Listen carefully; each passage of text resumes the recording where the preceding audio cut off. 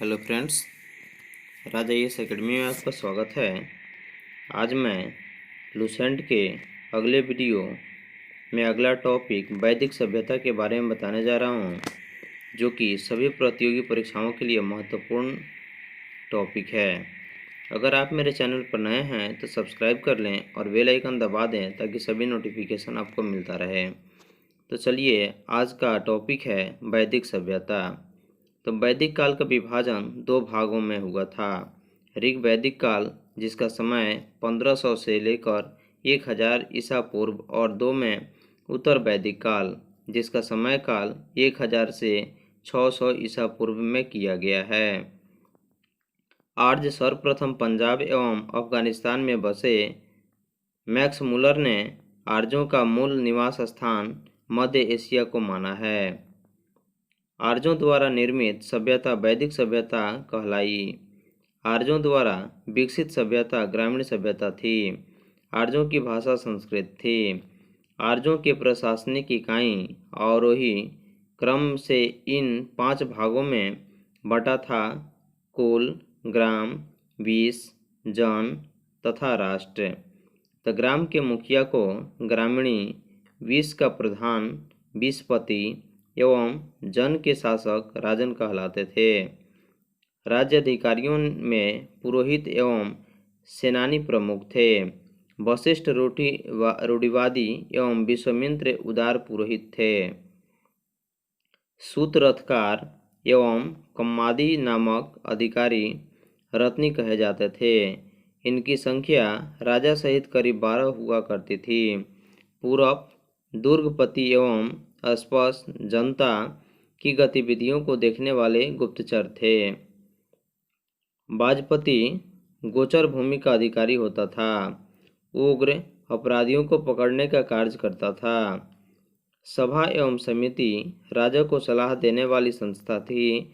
सभा श्रेष्ठ एवं सम्भ्रात लोगों की संस्था थी, जबकि समिति सामान्य जनता का प्रतिनिधित्व करती थी। इसके अध्यक्ष को ईशान कहा जाता था। स्त्रियां सभा एवं समितियों में भाग ले सकती थी। युद्ध के कबीले का नेतृत्व राजा करता था। युद्ध के लिए गविष्ट शब्द का प्रयोग किया गया है, जिसका अर्थ है गायों की खोज। तो गविष्टि शब्द का जो अर्थ है, उसका अर्थ होता है गायों की खोज।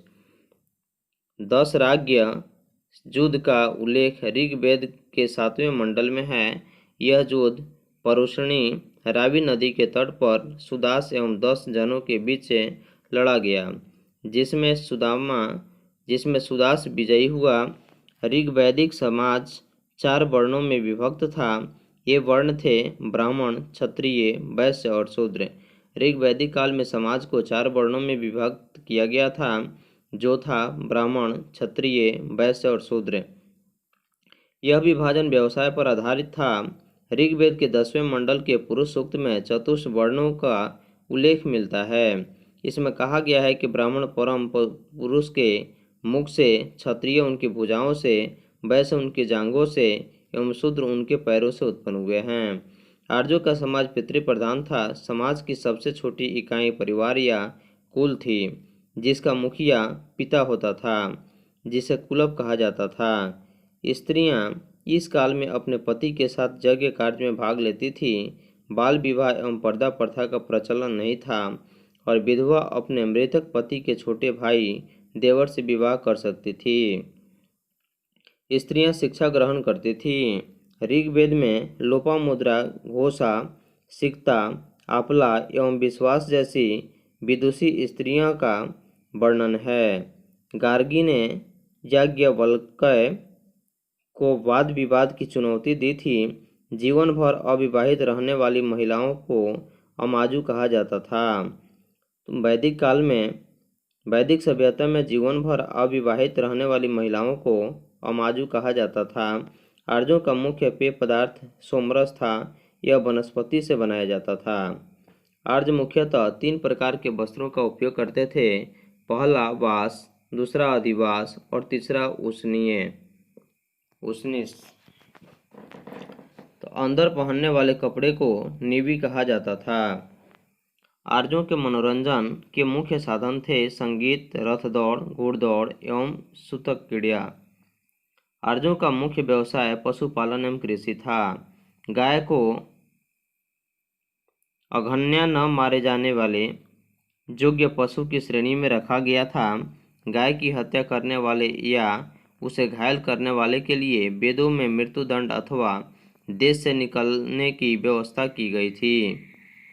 आर्यों का प्रिय पशु घोड़ा एवं सर्वाधिक प्रिय देवता इंद्र थे। आर्यों द्वारा खोजी गई धातु लोहा थी, जिसे श्याम अयस कहा जाता था। तांबे की लोहित आयस कहा जाता था।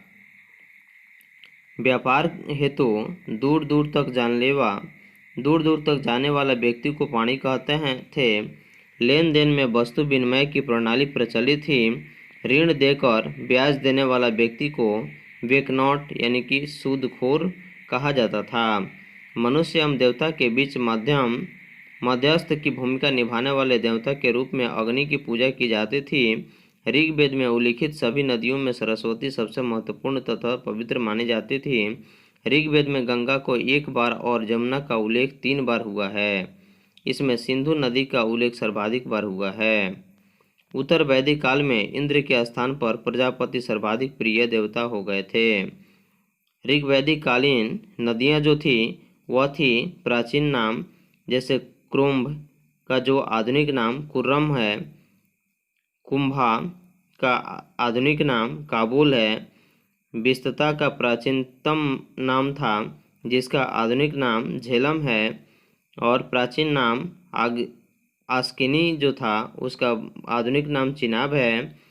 परुषणी का आधुनिक नाम रावी है। सतोद्री का आधुनिक नाम सतलज है। विपाशा का आधुनिक नाम ब्यास है। सदानीरा का आधुनिक नाम गंडक है। दृष्टद्योतती का आधुनिक नाम घग्गर है। गोमती का आधुनिक नाम गोमल है। सुवस्तु का आधुनिक नाम स्वात है।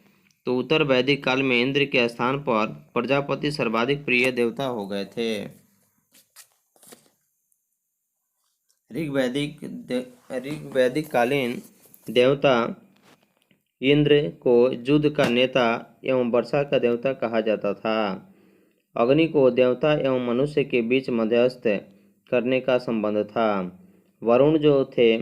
वरुण देवता पृथ्वी एवं सूर्य के निर्माता, समुद्र का देवता, विश्व के नियामक एवं शासक, सत्य का प्रतीक, ऋतु परिवर्तन एवं दिन रात का कार्य करता थे। धौव जो आकाश का देवता थे सबसे प्राचीन। सोम को वनस्पति देवता कहा जाता था। उषा को प्रगति एवं उत्थान देवता कहा जाता था, और अश्विन को विपत्तियों को हरने वाला देवता, पूषण को पशुओं का देवता, विष्णु को विश्व के संरक्षक एवं पालनकर्ता, मरुत को आंधी तूफान का देवता। उत्तर वैदिक काल में राजा के राज्याभिषेक के लिए राजसूय यज्ञ का अनुष्ठान किया जाता था। उत्तर वैदिक काल में वर्ण व्यवसाय की बजाय जन्म के आधार पर निर्धारित होने लगे थे।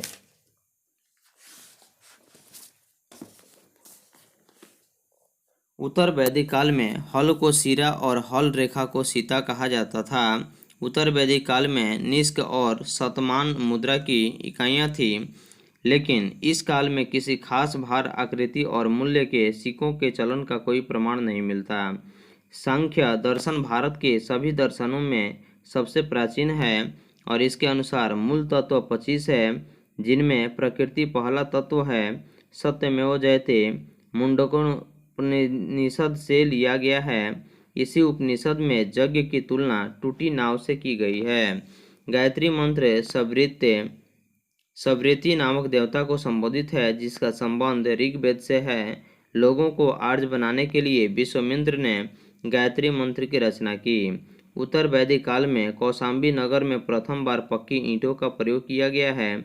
महाकाव्य 2 हैं। महाकाव्य की संख्या कितनी है? 2 है, महाभारत और रामायण। तो महाभारत का पुराना नाम जय संहिता है और यह विश्व का सबसे बड़ा महाकाव्य है। गोत्र नामक संस्था का जन्म उत्तर वैदिक काल में हुआ।